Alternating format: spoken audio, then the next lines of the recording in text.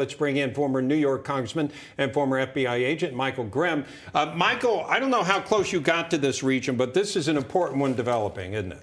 Absolutely, and John Honey was spot on. Excellent reporting from John. And as we mentioned now, Newsmax has really been on top of this. For the last 3 weeks, we've been calling on the fact that as Russia moved out of their first phase, if you remember when they moved out of the suburbs of Kyiv, leaving those atrocities behind, they went into Belarus and back into Russia to regroup and to refuel, to reorganize, if you will. And we expected that they would certainly come back into this area right here, Luhansk and Donetsk. That's what he was just describing as your Donbass region. Why is that so important? We need to remember when we ask the question, how long can Ukraine hold on? Everyone wants to know.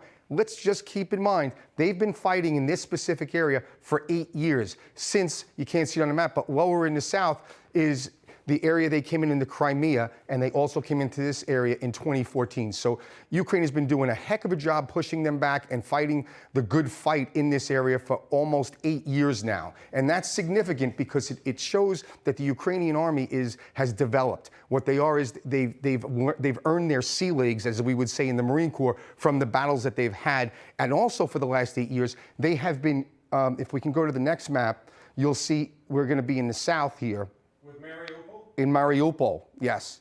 In Mariupol, they have fortified this area, and that's one of the reasons why Russia has just decimated it with bombs and reducing it almost, you can see where they're completely surrounded at this point, but they are so fortified that it's very difficult without just completely dropping a bomb and making it look like something like Raqqa out of Syria, reducing it to ash. They're having so much trouble. And if you continue, what you'll see as you leave Mariupol, the rest of the south is extremely important. These are supply chains. These are lines going to the south.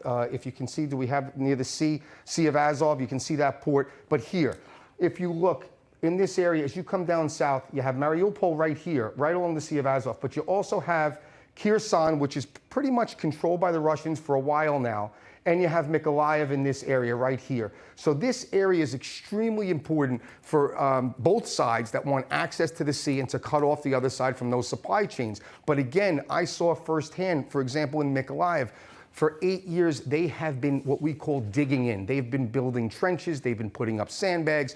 They've been fortifying the area. So you're seeing a lot of that, and that's what's giving Ukraine a little bit of an advantage on the ground. However, as John just explained, what they really need is air defense, missile defense systems, because the Russian, the fleet in the Black Sea, there's an entire fleet in the Black Sea that has tremendous artillery power, not to mention their drones and their MiGs, so their firepower from the sky is overwhelming, which is why you constantly hear calls by President Zelensky and others, please close the skies, NATO, give us a no-fly zone, which I think we all know is not going to happen. Michael, you were over there.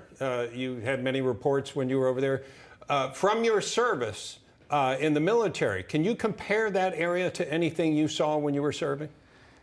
Well, I would say that there were certain areas when I was over in the Gulf, I didn't see anything as far as the atrocities. I have to just say that. Yes, buildings being exploded. The atrocities were worse here? The atrocities were worse here, and I'll tell you why. Did I see military soldiers killed? Yes.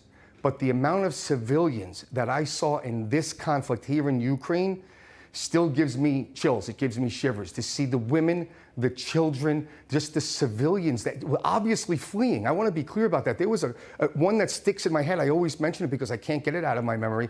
A car.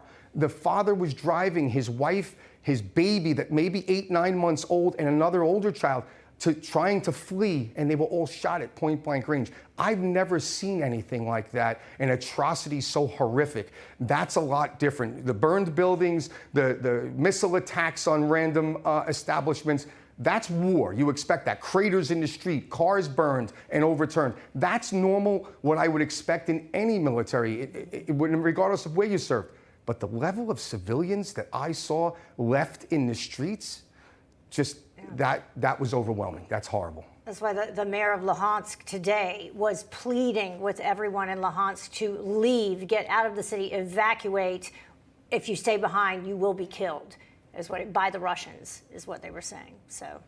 All right. Michael, thank you. Thank you for sharing your observations as well.